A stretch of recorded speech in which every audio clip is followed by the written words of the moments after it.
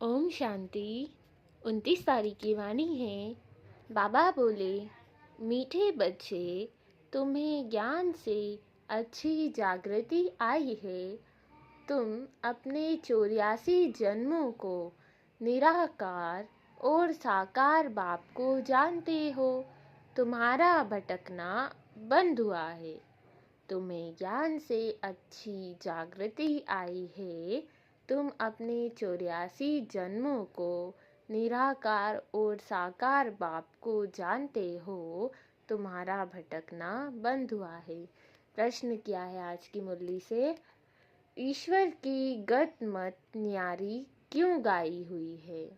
ईश्वर की गत मत न्यारी क्यों गाई हुई है? उत्तर दिया बाबा ने, पहला, क्योंकि वह ऐसी मत देते हैं जिससे तुम ब्राह्मण सबसे न्यारे बन जाते हो। तुम सबकी एक मत हो जाती है।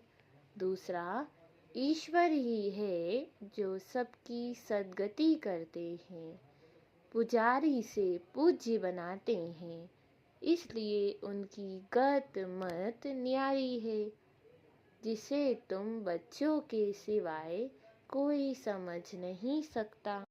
फिर आज का याद प्यार है। मीठे मीठे सिकी लदे बच्चों प्रति माता पिता बाप दादा का याद प्यार और गुड मॉर्निंग। रूहानी बाप की रूहानी बच्चों को नमस्ते। धारणा के लिए मुख्य सार है। पहली पॉइंट, रचयिता और रचना का ज्ञान सिमरन कर सदा हर्षित रहना है।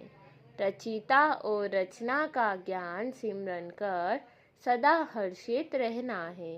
याद की यात्रा से अपने पुराने सब कर्म बंधन काट कर्मातीत अवस्था बनानी है। याद की यात्रा से अपने पुराने सब कर्म बंधन काट कर्मातीत अवस्था बनानी है। दूसरा, ध्यान दीदार में माया की बहुत प्रवेशता होती है, इसलिए संभाल करनी है। बाप को समाचार दे राय लेनी है, कोई भी भूल नहीं करनी है। वरदान दिया आज बाबा ने, अपनी शुभ भावना द्वारा निर्बल आत्माओं में बल भरने वाले सदा शक्ति स्वरूप भव। अपनी शुभ भावना द्वारा निर्बल आत्माओं में बल भरने वाले सदा शक्ति स्वरूप भव। डिटेल है, सेवाधारी बच्चों की विशेष सेवा है स्वयं शक्ति स्वरूप रहना और सर्व को शक्ति स्वरूप बनाना, अर्थात निर्बल आत्माओं में बल भरना। इसके लिए सदा शुभ भावना और श्रेष्ठ कामना स्वरूप बनो। शुभ भावना का अर्थ यह नहीं कि किसी में भावना रखते रखते उसके भाववान हो जाओ, यह गलती नहीं करना। शुभ भावना भी बेहद की हो। एक के प्रति विशेष भावना भी नुकसानकारक है, इसलिए बेहद में स्थित हो निर्बल आत्माओं को अपनी प्राप्त हुई शक्ति के आधार से शक्ति स्वरूप बनाओ। स्लोगन है, अलंकार ब्राह्मण जीवन का श्रृंगार है, इसलिए अलंकारी बनो, देह अहंकारी नहीं। अलंकार ब्राह्मण जीवन का श्रृंगार है, इसलिए अलंकारी बनो, देह अहंकारी नहीं।